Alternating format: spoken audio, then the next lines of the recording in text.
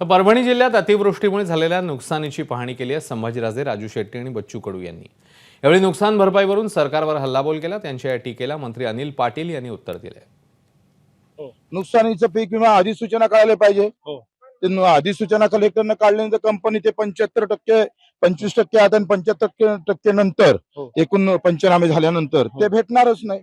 म्हणजे सरकारच्या तिजोरीत नाही तर कंपनीच्या खिशातून पैसे भेटायला पाहिजे, ते भेटणार नाही। कलेक्टरने अधिसूचना काढली का ते बघा, काढलीच नाही।